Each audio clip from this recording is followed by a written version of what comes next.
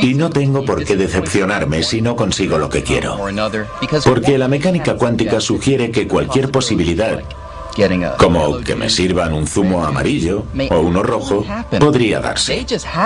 Solo que suceden en universos paralelos al nuestro y sus habitantes los consideran tan reales como nosotros el nuestro. Si hay 1000 posibilidades y la mecánica cuántica no puede saber con seguridad cuál va a suceder, entonces es que se darán las 1000. Sí, se puede uno reír y pensar eso no puede ser correcto, pero en la física ha habido muchos descubrimientos que en su momento se consideraron erróneos y no lo eran. Debemos andar con mucho cuidado antes de decir si algo es claramente erróneo.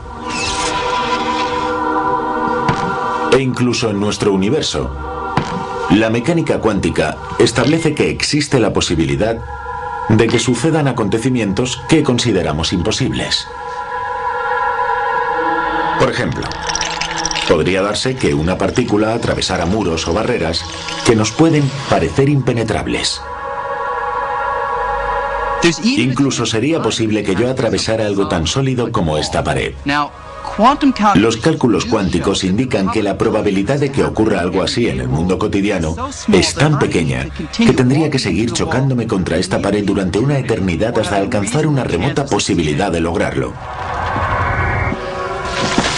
Pero aquí, este tipo de cosas sucede a menudo. Debemos aprender a desprendernos de las suposiciones que tenemos acerca del mundo para llegar a comprender la mecánica cuántica. En mi interior, en el fondo, ¿entiendo con profundidad la mecánica cuántica? Creo que no. Y Einstein tampoco. Nunca dejó de creer que el universo se comporta de una manera definida y predecible. Se resistía con todas sus fuerzas a la idea de que solo podemos calcular las posibilidades de un desenlace u otro.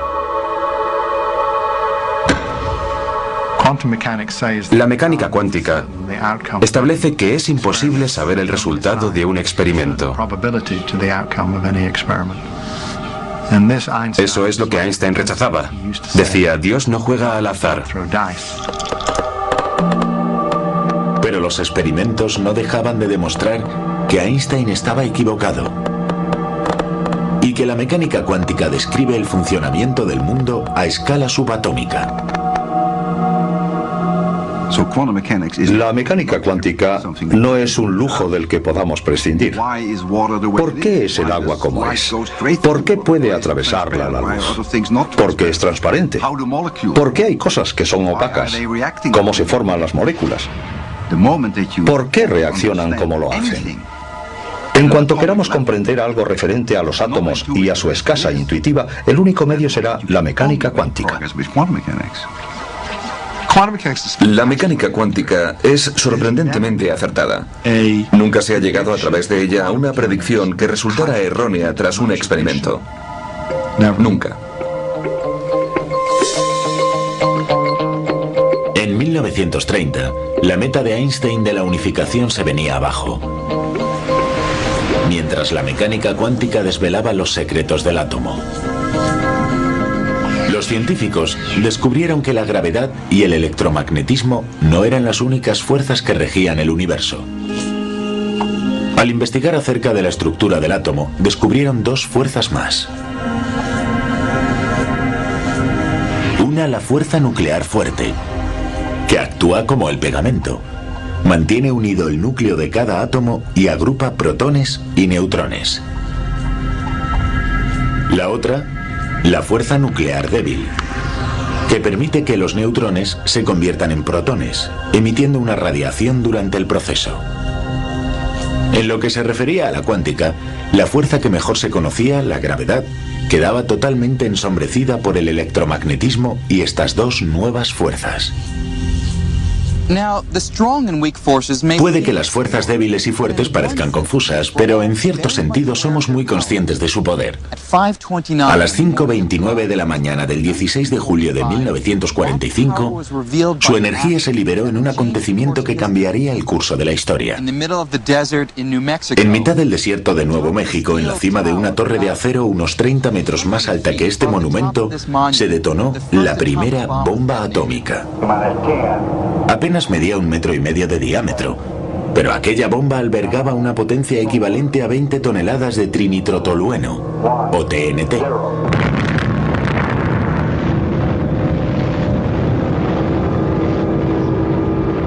Con aquella gigantesca explosión, los científicos liberaron la fuerza nuclear fuerte, la que mantiene unidos a los protones y neutrones en el interior del núcleo del átomo. Al destruir la unión de aquellas partículas y dividir el átomo, se libera una cantidad inimaginable de energía destructiva.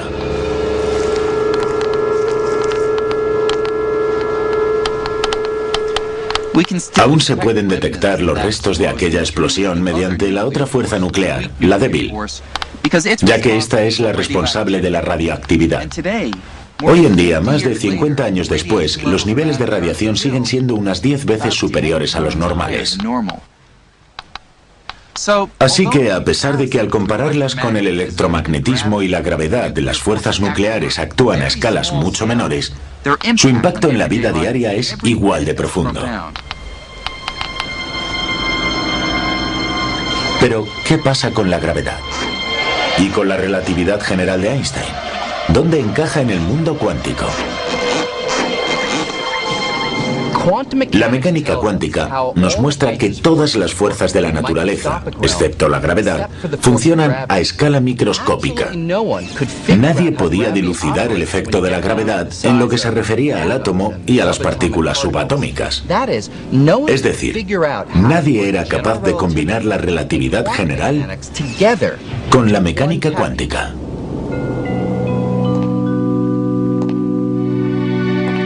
Durante décadas, todos los intentos de describir la fuerza de la gravedad del mismo modo que el resto de fuerzas, el de la mecánica cuántica, habían fracasado. Si tratas de combinar ambas fórmulas matemáticas, resulta imposible hacerlas coincidir. Obtienes resultados que indican que te enfrentas a unas posibilidades mínimas. No tiene sentido ni lógica. Es absurdo.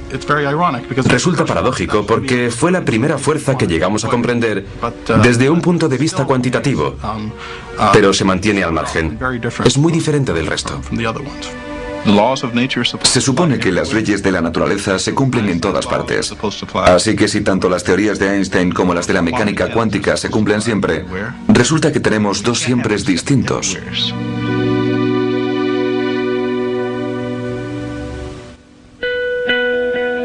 En 1933, tras huir de la Alemania nazi, Einstein se estableció en Princeton. Trabajaba en solitario y estaba empecinado en alcanzar la meta que se propuso hacía más de 10 años: unir la gravedad y el electromagnetismo. Cada pocos años aparecían titulares que aseguraban que Einstein estaba a punto de lograrlo, pero la mayoría de sus compañeros consideraban que había perdido el rumbo y que sus tiempos de gloria habían acabado. Einstein, durante sus últimos años, se desvinculó bastante del mundo de la física general y dejó de leer las publicaciones de otros. Creo que ni siquiera sabía que hubiera una fuerza nuclear débil. No le prestaba atención a esas cosas. No dejó de trabajar en el mismo problema al que se dedicó de joven.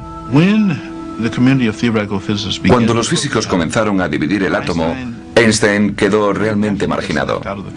Digamos que decidió ignorar a los profesionales que trabajaron en aquellos experimentos.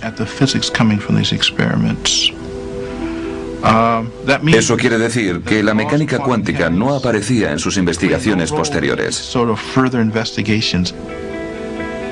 Se le consideraba una especie de viejo que causaba simpatía. Había liderado una revolución, pero perdido el contacto con ella.